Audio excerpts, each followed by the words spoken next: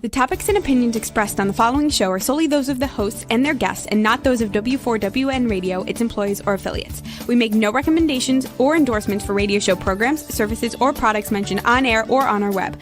No liability, explicit or implied, shall be extended to W4WN Radio, its employees, or affiliates. Any questions or comments should be directed to those show hosts. Thank you for choosing W4WN Radio. Books, beauty products, science, fashion, and glam talk. From Bollywood to Hollywood, it's Dr. Afshan Hashmi's radio show every Wednesday at 6 p.m. Eastern Time, right here on W4WN Radio, the Women for Women Network. And here's your host, international speaker, educator, award-winning entrepreneur, and best-selling author, Dr. Afshan N. Hashmi.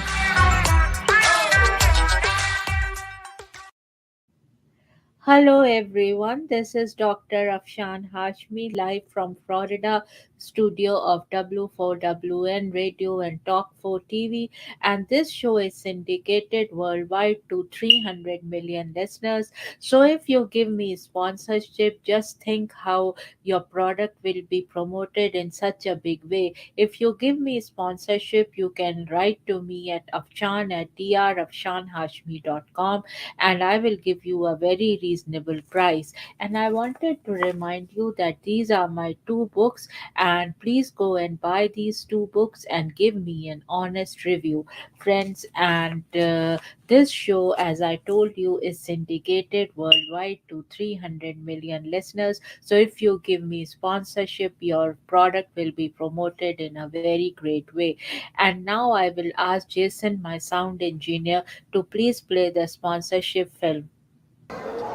Hello everyone, this is Dr. Afshan Hashmi live from a barn in Virginia, and I just wanted to say for my W4WN Radio and Talk 4 TV, I request everyone who is listening to please give sponsorships if you want these shows to continue, because this show is syndicated worldwide to more than 300 million listeners. So if you give me sponsorship, your product will be promoted to more than 300 million listeners around the globe. And I wanted to tell you that to make these kind of shows, it requires a lot of money and energy. So I just want to request a sponsorship, and cheers and bye bye. And today, friends, I will be talking about a book, The Director, My Ears Assistant, Edgar Hoover, by Paul Letesky, and with Gordon Dillow. And here is the cover of the book. So this is the cover of this book, and it's a very interesting book. While browsing through Barnes and Noble, I saw this book and I read it and I really liked it. And now I will read about the author, and then I will go on a break, and after that I will be talking about this book. So let me go on a break and I will be back.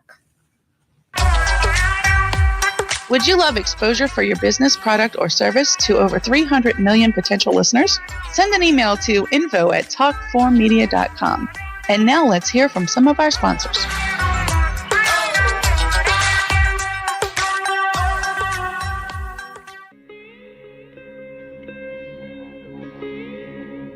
Chapter 2: How Jugaad Leads to Multi-Sector Success Stories in India, including definitions of the Jugaad Management Principle business model. Of the book, The Modern Mughal Mentality, New Strategies to Succeed in India and the Global Marketplace. Inspiration. True Jugaad is an inspiration on how to create products using technology that meet the price-value equation. According to a Harvard Business Review article featuring expert Prahlad and Mashelkar, most innovation programs are built on the assumptions of affluence and abundance. We see the rich and the young in both the developed and the developing countries demanding environmental friendly products and services. business. They also believe that affordability and sustainability are crucial to driving successful business today. New technologies and radical business models are important not only to penetrate mass markets in India but in the entire world. By reconfiguring all areas of the business structure, they will full.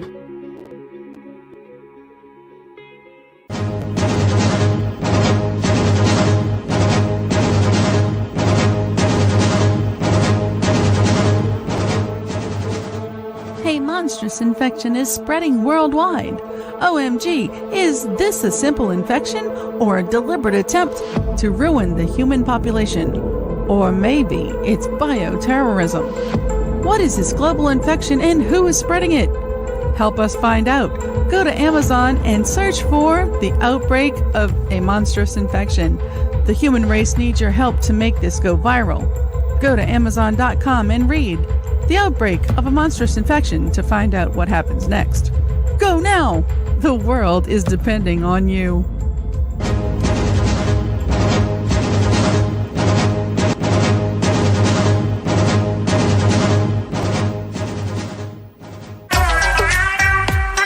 And now, back to Dr. Afshan Hashmi's radio show.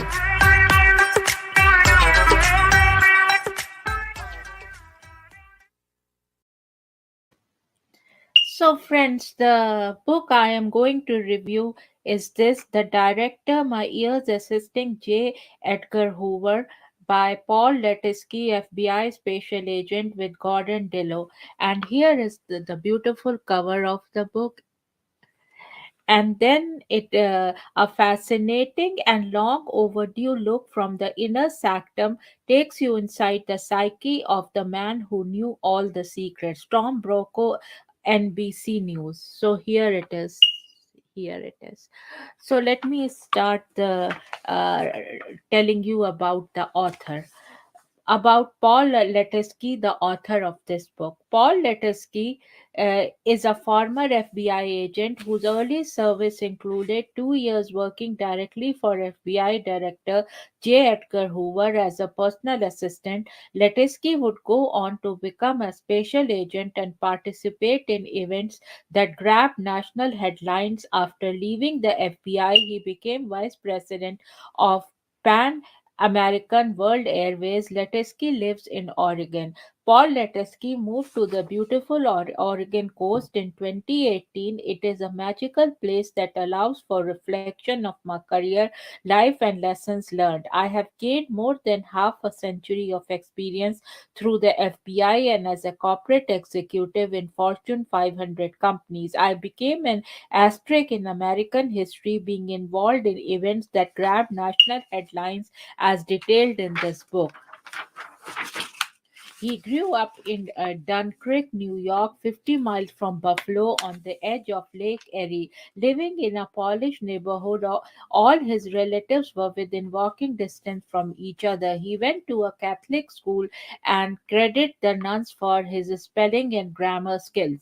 In school, he played every sport there was: football, baseball, soccer, basketball, etc. He dreamed of a professional baseball career but soon decided college would be a better path. When he graduated from sunny Fredonia with a teaching degree, he was recruited by the FBI and started work there while he went to law school at night. He received his law degree from Mount Vernon School of Law, and after working 2 years in Mr. Hoover's office, he became a special agent starting at the Cincinnati, Ohio field office. A few years later, while working out of the Alexandria, Virginia office, he was offered a job with United Airlines in their law department, heading up the team investigating civil and criminal actions directed at the airlines, including looking for the Unabomber who sent a bomb to the president of the company. He then became a vice president of Pan American World Airways in charge of 5 global divisions. Later, when he was president of Astrophysics Research Company, he collaborated with KGB officials during the collapse of the Soviet Union to help help bring Aeroflat into compliance with international aviation security standards. He has authored syllabi and taught at the U.S. Department of State, FAA, and the University of New Haven School of Public Safety and Professional Studies, and is currently on the faculty of Tillamook Bay Community College in Tillamook, Oregon, as an adjunct professor and coordinator of their criminal justice program. He lives near the ocean with his life partner Shay and their big black dog. About Gordon, Dillow has been a reporter, columnist, and war correspondent for more than 30 years. He has written for a number of newspapers, including the Wall Street Journal and Los Angeles Times, and is the author or co author of numerous books. He lives in Scottsdale, Arizona. And now, friends, I will go on a break and will be back soon. Would you love exposure for your business, product, or service to over 300 million potential listeners? Send an email to info@talkformedia.com. And now let's hear from some of our sponsors.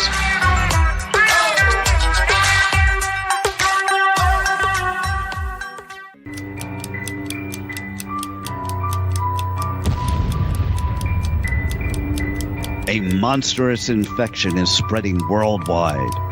Oh my God, is this a simple infection or a deliberate attempt to ruin the human population? Or maybe it's bioterrorism. What is this global infection and who is spreading it? Help us find out. Go to Amazon and search for the outbreak of a monstrous infection. The human race needs your help to make this go viral. Go to Amazon.com and read The Outbreak of a Monstrous Infection to find out what happens next. Go now. The world is depending on you.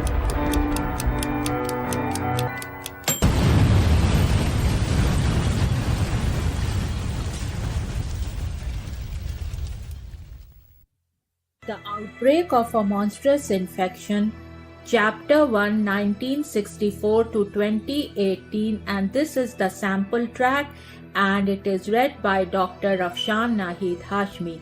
In a sprawling bungalow in Potomac, Maryland, USA, lived Dr. Honey Singh, a board-certified internal medicine and family practice physician, along with his beautiful wife, Baby Singh. Baby Singh was a fashionista and was funding women's causes through her Honey Bay Foundation.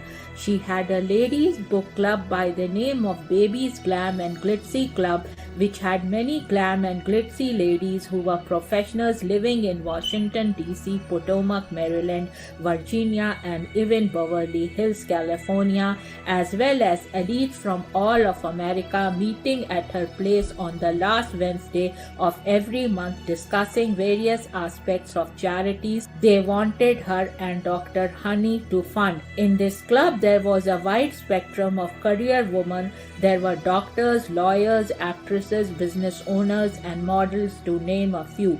In these book club meetings, members would come prepared after reading a book of a famous woman author, and that author was even invited from any part of the world to give her presentation, followed by a Q&A in this prestigious and elite gathering.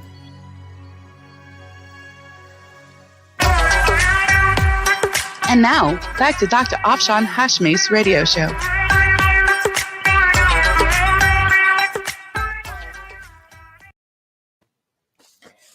About the book, the first book ever written about FBI Director J. Edgar Hoover by a member of his personal staff, his former assistant Paul Letesky, offers unprecedented, clear-eyed, and compelling Mark Allshaker, co-author of Mindhunter, insight into an American legend.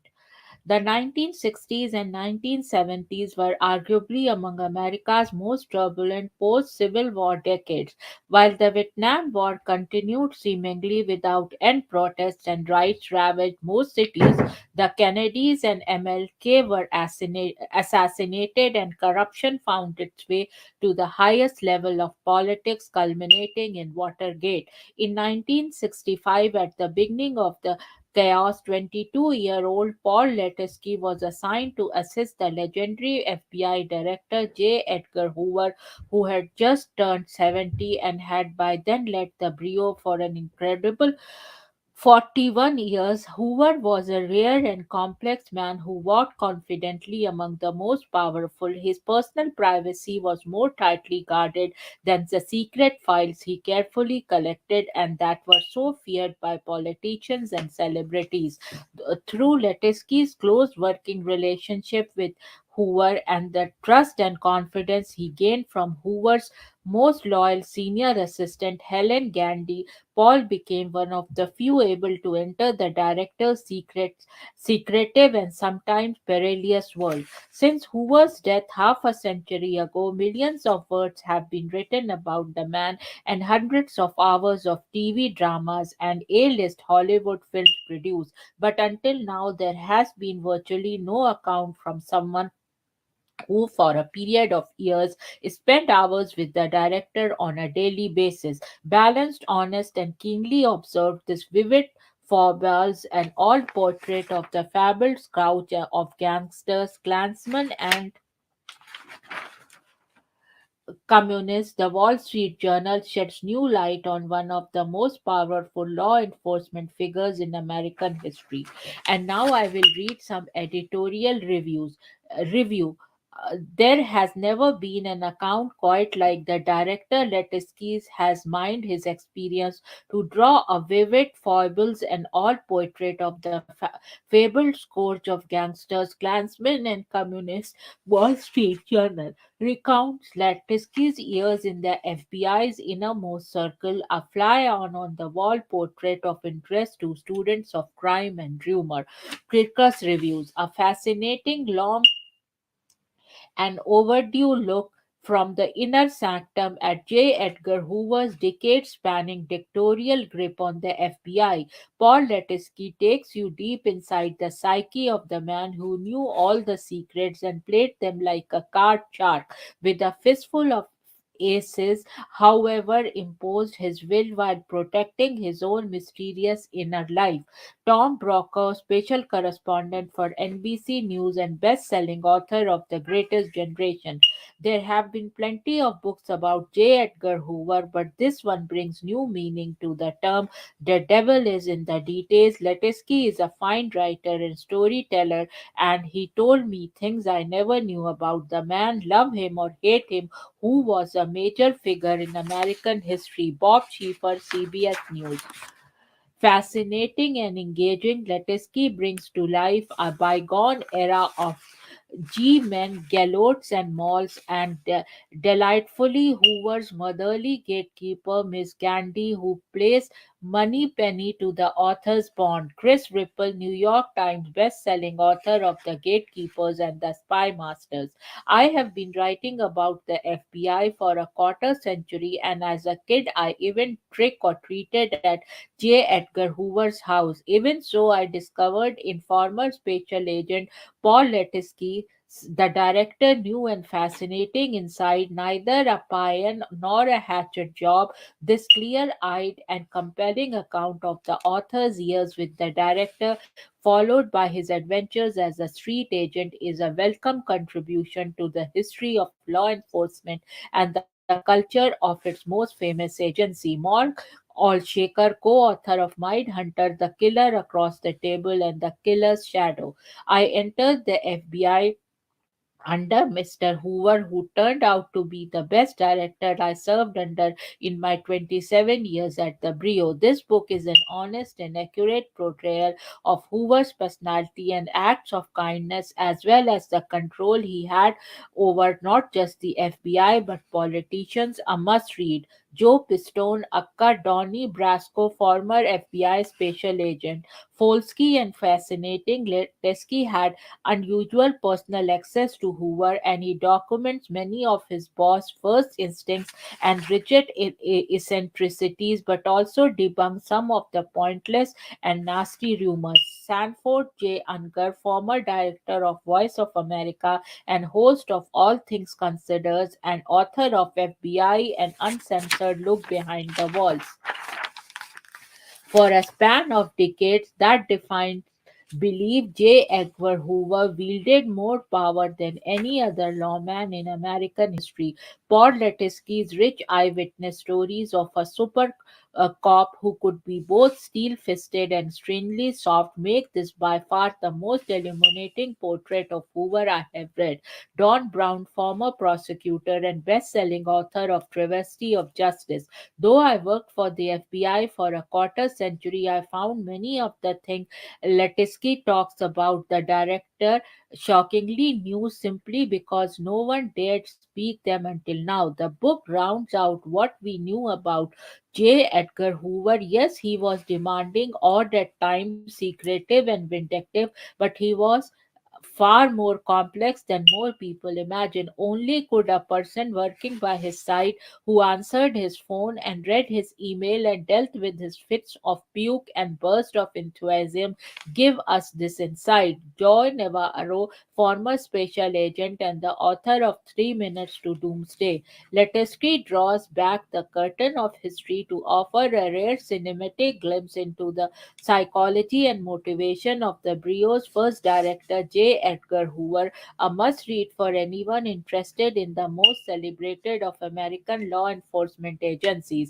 Robert K. Whitman, founder of the FBI Art Crime Team and New York Times best-selling author of Priceless and the Devil's Diary. Anyone interested in American history will find fascinating what the book reveals about the director and his agents as a former member of special operations who learned to make maximum use of intel. I found entertaining what Letinsky shows about the power of secrets. Tom Setterly, author of All Secure and also retired Delta Force operator whose life was portrayed in Black Hawk Down. And now, friends, when I come back, I will read little bit of the book and then I will review the book. Would you love exposure for your business, product, or service to over 300 million potential listeners? Send an email to info@talk4media.com. And now let's hear from some of our sponsors.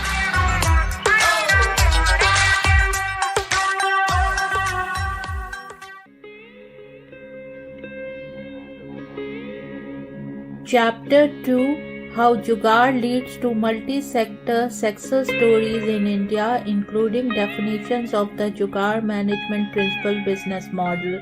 Of the book, The Modern Mughal Mentality, New Strategies to Succeed in India and the Global Marketplace.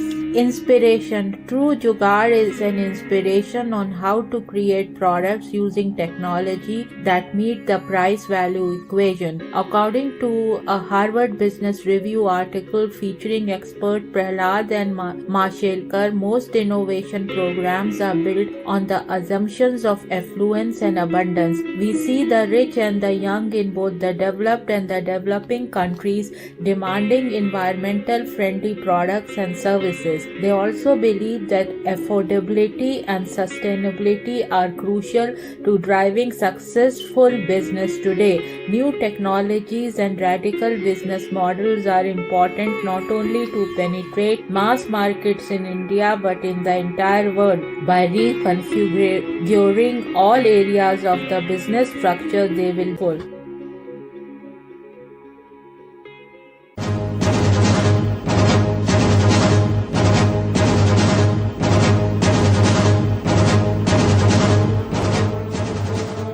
A monstrous infection is spreading worldwide. OMG, is this a simple infection or a deliberate attempt to ruin the human population? Or maybe it's bioterrorism. What is this global infection and who is spreading it? Help us find out. Go to Amazon and search for The Outbreak of a Monstrous Infection. The human race needs your help to make this go viral. Go to Amazon.com and read The Outbreak of a Monstrous Infection to find out what happens next. Go now! The world is depending on you.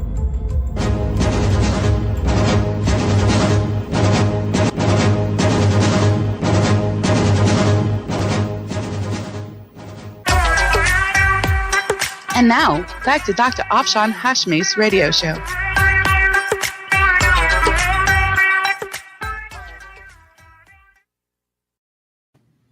So now, friends, I will be reading little bit from the book and then give my thoughts in the review of the book. So this is the prologue and of the book, and it says, so I will read little bit from prologue. In a city of weak men, no one cried at his funeral. More than 1200 invited guests crowded into the National Presbyterian Church in Washington, D.C.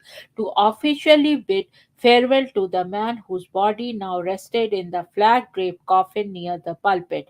President Richard Nixon, sitting in the front row with the First Lady, was trying his best to look appropriately solemn, even though he was privately delighted that the man in the coffin was finally dead. Dixon's long faced, lugubrious looking Vice President, Spiro Agnew, was in second row with his wife, while nearby sat Supreme Court Justices Warren Burger and Byron White, along with House of Representatives Minority Leader and future unelected President Gerald Ford.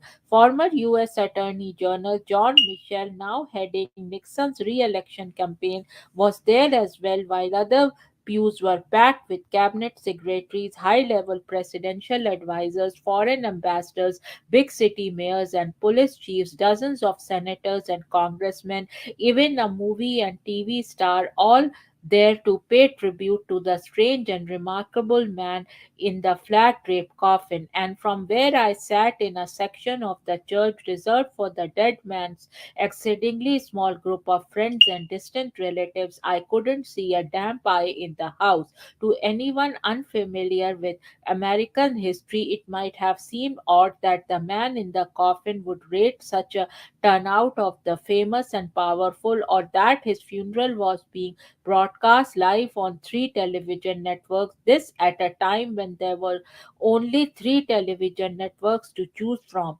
The dead man was, after all, just a bureaucrat, the head of a relatively small government agency, a man whose position in the federal table of organization technically put him on an equal footing with the Deputy Secretary of Agriculture or the head of the Federal Highway Administration. So this was little bit from the prologue, and now I will read from some of the chapters.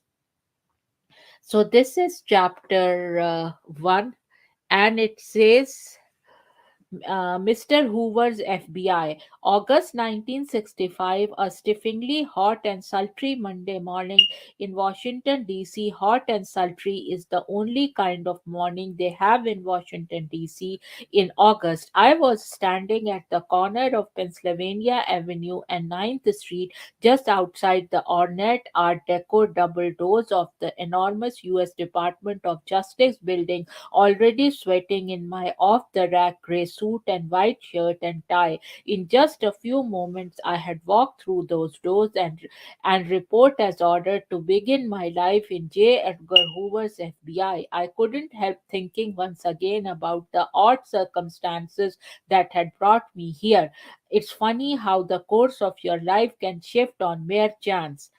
So this was from chapter 1, and now I will read little bit from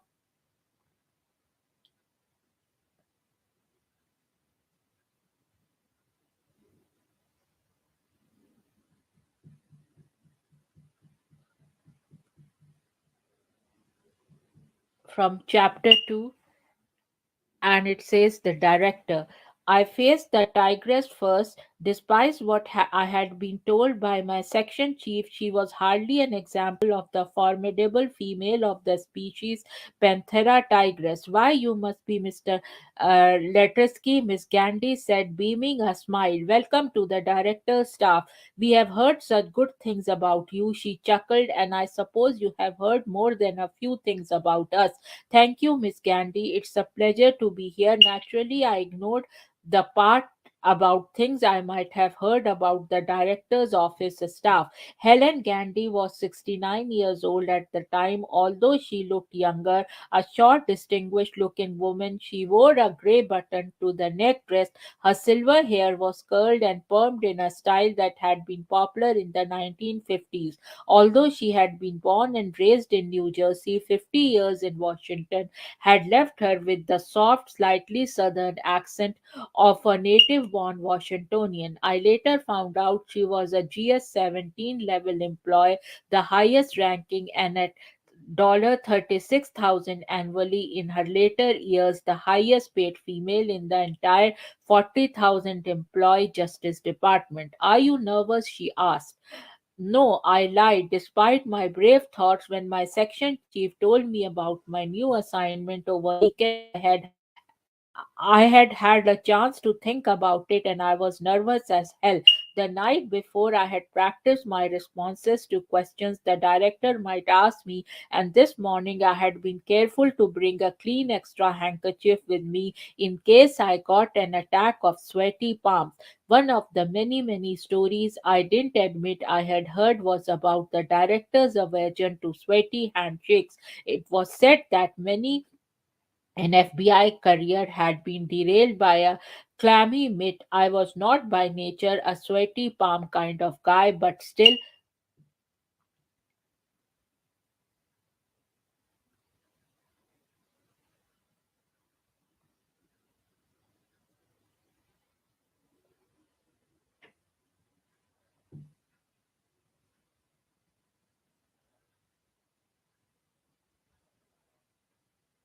So, this is chapter 3 now. Nightmares in the Daytime, Thursday evening, just after 7 p.m. Washington time, April 4, 1968. It was one of those nights that started off as normal and routine, and then for the rest of your life, you remember in precise and exacting detail where you were when you heard about it. So, this was little bit. Reading from the book, and now I will do my review of the book, and it goes like this. I first came across this book while browsing the shelves of Barnes and Noble. I have always loved spy stories, but first I expected it to be a little dry. It turns out that Lewitsky is an excellent writer and the book was captivating. Lewitsky's stories on observation about J. Edgar Hoover were fascinating, but it was his friendship with Miss Gandhi that brought the heart to the story. Hoover is a controversial figure, but Lewitsky provides a balanced and contextualized look at him. I really enjoyed the insight into this slice of history. I enjoyed the book thoroughly and give it 5 out of 5 stars. So I would highly recommend this book. So if you get a chance, do read this book. And these were all my personal uh, like personal thoughts, and this is not a sponsored like review or anything, and even if it would have been a sponsored review, my thoughts would not have changed because I give a very fair and balanced review, and I have reviewed thousands of books. So if you want to get your book reviewed on this show and you want me to do that, then please do write to me at Afshan at drafshanhashmi.com, and I will give you a very honest review and a balanced review, what the book requires it and what my personal thoughts are. Having said that, friends, now I will ask Jason, my sound engineer, to play the last commercial of the show, and then I will sign off from this show here. And now I'm going to sign off, and cheers and bye bye, and see you Thursday at next Wednesday at 7 p.m. US Eastern Time on W4WN Radio and Talk 4 TV. And Thursdays I come at 6 p.m. US Eastern Time on K4HD, which is Hollywood Radio and Talk 4 TV. Cheers and bye bye, and listen.